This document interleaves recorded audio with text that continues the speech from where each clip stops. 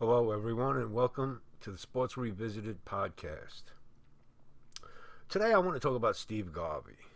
Uh, I've been thinking about him for a while, and I think in retrospect, he actually didn't get. He actually got a raw deal. I'm not so sure that he's gotten a fair shake.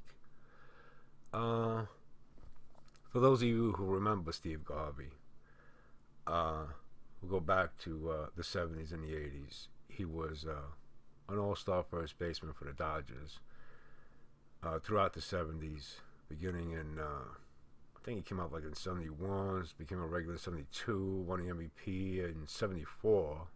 Had a really good. I think he got established in '72, got a starting job in '73, and in '74 won the MVP in the National League.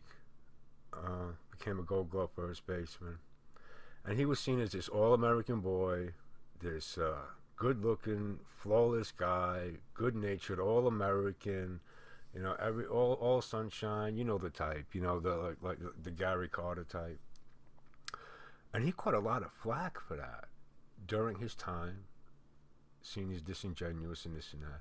But I actually, as a kid growing up, following baseball and keeping up with the Dodgers, and I'm originally from New York, and I'm a Met fan, but you couldn't escape the Bronx Zoo in the '70s. I grew up in the Bronx, and so meeting the Dodgers in the World Series, Yankees meeting the Dodgers in the World Series in '77, '78, and '81, and all of that. And being a National League fan myself, I was well acquainted with Steve Garvey, and he had this squeaky clean image and all of that, but I had no idea at the time that his own teammates resented him. Davy Lopes and Don Sutton. There was a scuffle with Don Sutton. I had no idea that most of his teammates, apparently, there were a few that weren't that weren't resentful of him, but apparently many of those 1970s Dodger teams, the players on them were resentful of Steve Garvey. I was actually never aware of that. And, I was reading up on him a few months ago. That's why I wanted to bring him up now.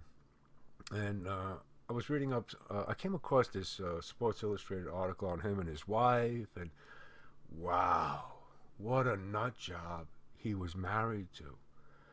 I'll find I'll put up the issue and the story, the issue that had the story in it. But wow, man, she destroyed Garvey in this article, and I missed it as a kid somehow. It came out in Sports Illustrated, and she just basically just tore this guy to pieces in in in a major magazine. Like, they came to do this spread. I was thinking about this, and can you imagine?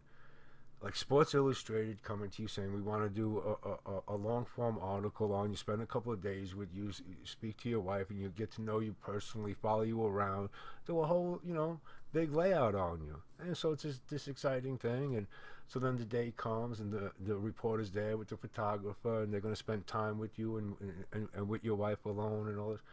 And she just starts to, speak as if she's just talking gossip with her best friend or something, forgetting that this is going to go out to the world or something.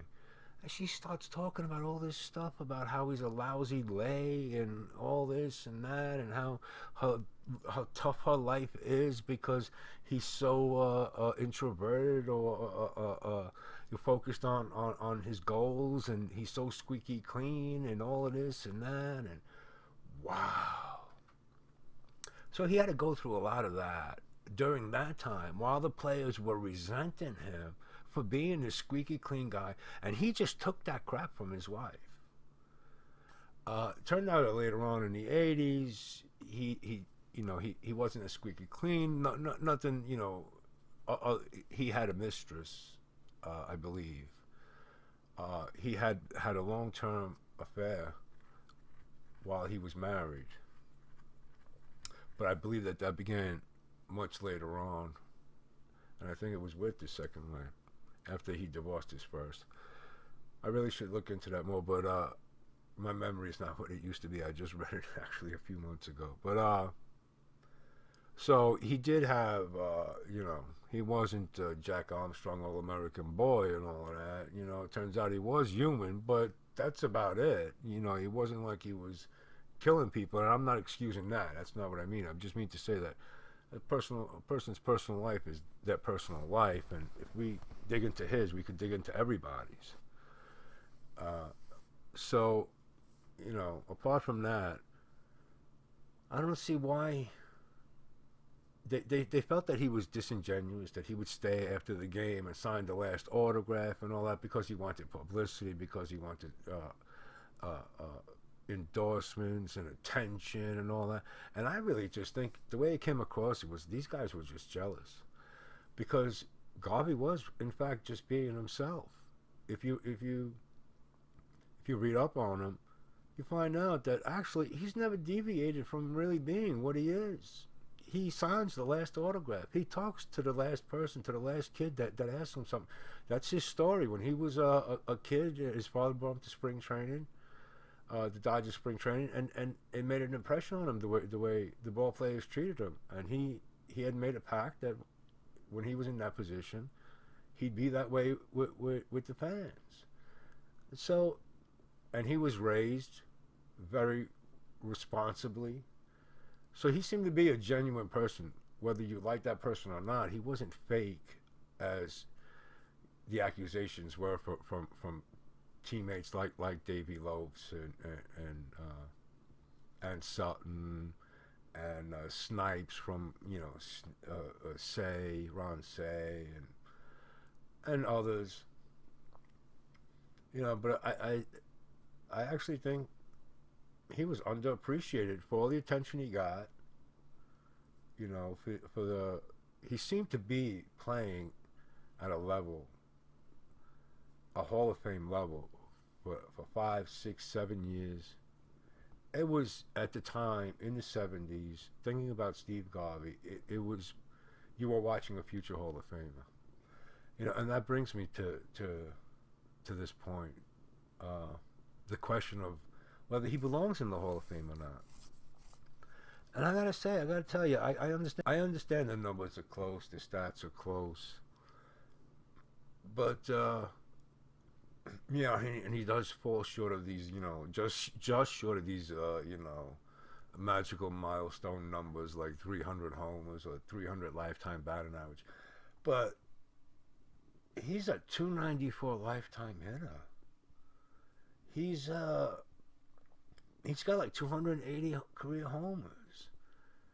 He had like 200 hits, like I'd say, 7 years straight, 190 hits, 7-8 years straight or something. He made himself into a Gold Glover, perennial Gold Glover. I think the rest, he suffers from a tail off in his later career. Where you could pick up the Hall of Fame numbers is between 33 and 37, 38. If you can keep up some steady production until you're 33, 34, and then you pick up the fall off numbers when your production drops, by 60, 70%, let's say. So you're hitting 12 homers, 14 homers instead of 35, something like that. A few of those years, you can pile on a little extra, and it gets you to milestones like 300, 400 homers, 3,000 hits, a 300 batting average. But 294, 270, with the heart of his career, and at the level that he played at, because see, one thing, I wish there was a category for players who played at a Hall of Fame level for a significant amount of their years, like a Don Mattingly. Mattingly doesn't belong in the Hall of Fame stat-wise, but for 5 years, this guy was as good as anybody ever. For 5 years straight, you had a Hall of Famer on your team. When people talk about the Cincinnati Reds and having so many Hall of Famers on their team and all that, and they're playing other teams that don't have Hall of Famers or as much. The Cincinnati Reds, meaning the Big Red Machine of the '70s. But like those Red Sox teams, they had players that were playing at Hall of Fame level for a good chunk. So, when a player fails to make the Hall of Fame, it isn't like as if this guy wasn't one of the best ever for an established period of time.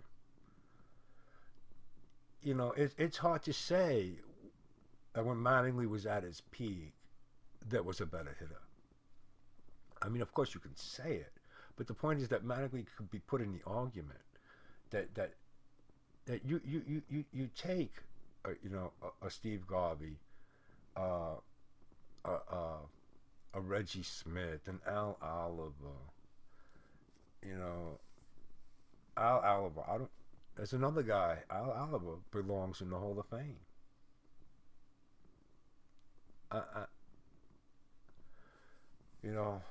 That's another guy who got a couple of bad breaks, boy. I tell you, just an injury. Understand with the numbers. An injury. Losing a year to injury, losing a year and a half to injury, actually can just throw you off. You could fall short, like Al Oliver.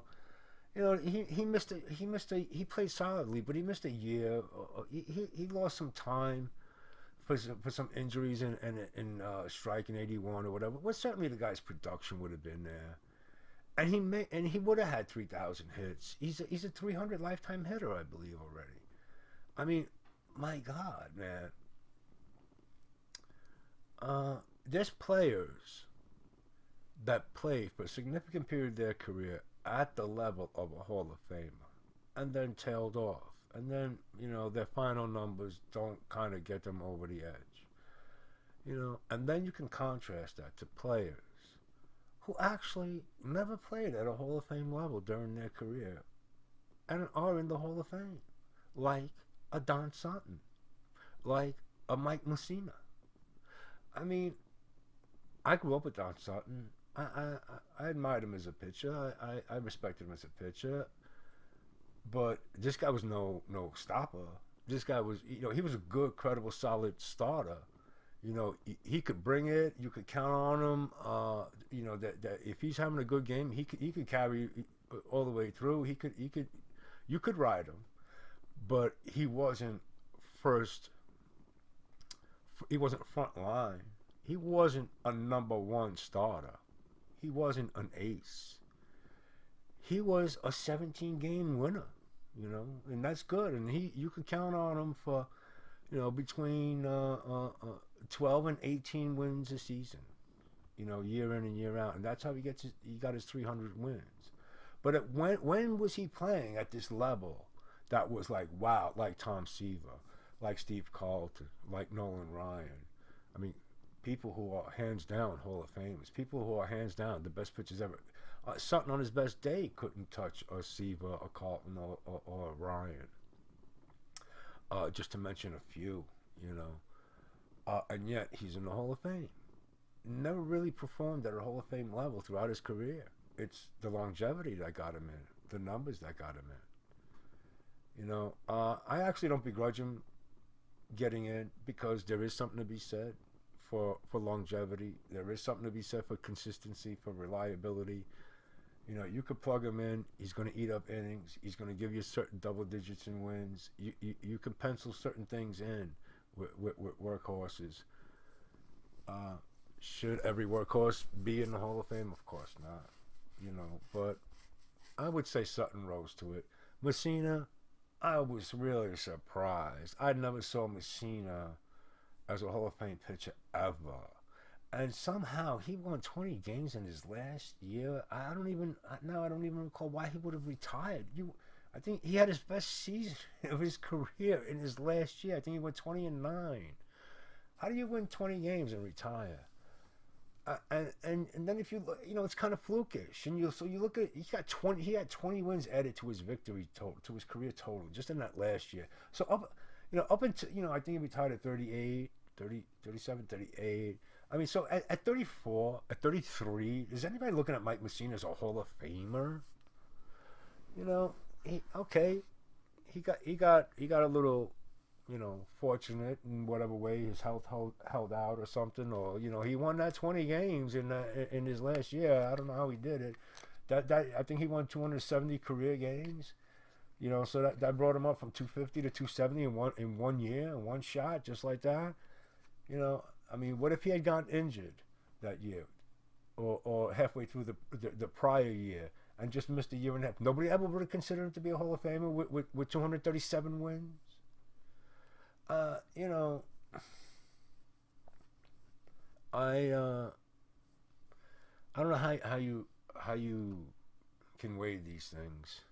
You know, I guess he belongs in the Hall of Fame. 270 is enough to get there. He never had spectacular years. He never had a Dwight Gooden year, a Bob Gibson year, a Sandy Koufax year. Uh, he never dominated. Don Sutton never dominated. They never they you know they were never larger than the game. They were never the best players on the field.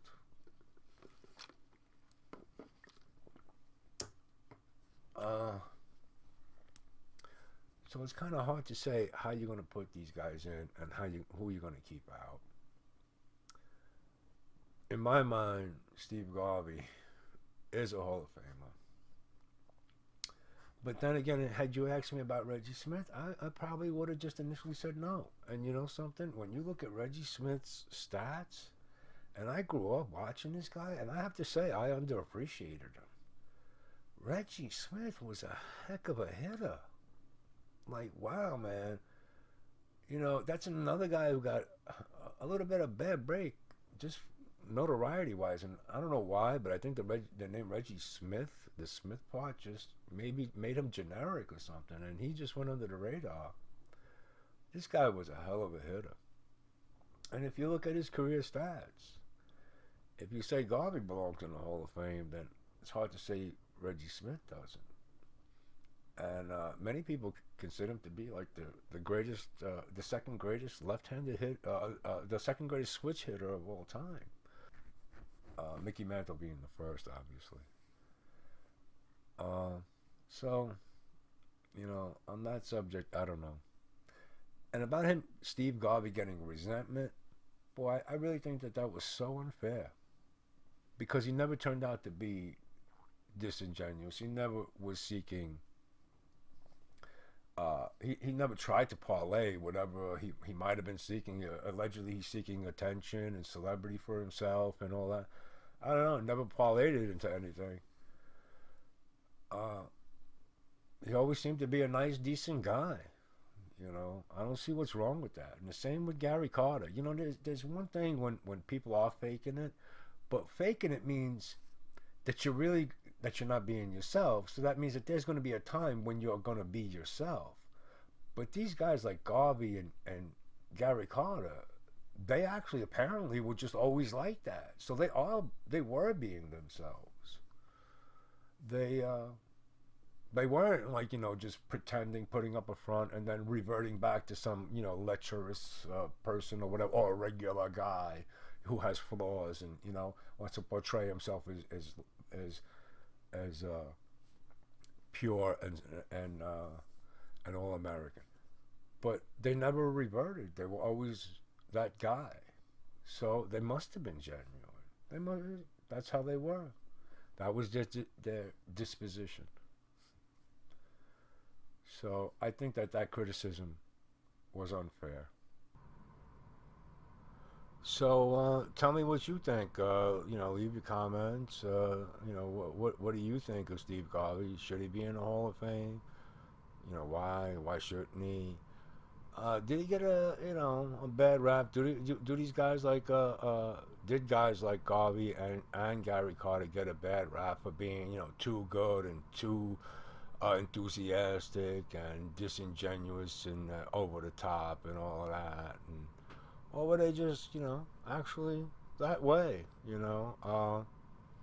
I actually don't remember Ernie Banks, but Ernie Banks is always regarded as, you know, the enthusiastic "let's play two" guy, and he was always held up as, as a good, wholesome example, and he was applauded for that, not looked down upon by his teammates. I don't know if he carried it differently though. You know, uh, I just I caught the bad tail end just just as his career ended. I started following sports, so I couldn't say if his demeanor, his character, if it wasn't always in your face. I guess maybe that stuff could get annoying. Maybe you want to tell somebody, look, man, put a, you know, put a cap on that. Leave me alone. Uh, but I don't know. They seem to be pretty decent guys. They seem to be. If you would have just said, man, leave me alone. Just do your own thing and let me do mine. But they would have respected that. Um, so I guess that's it for this one. Again, let me know what you think. And let me know what else you'd like to talk about. What else about classic sports do you find interesting? I'd like to hear that. I'd like to hear what other people are thinking about. Why they watch classic sports, why they like it. I'm sure there's a lot of nostalgia associated with it, and a lot of it is from our own coming of age and things like that. And I'm sure many people have a lot of feelings on how sports are today versus how they used to be. But I suppose that's topics for other times. Until then, thanks for listening. Talk to you soon.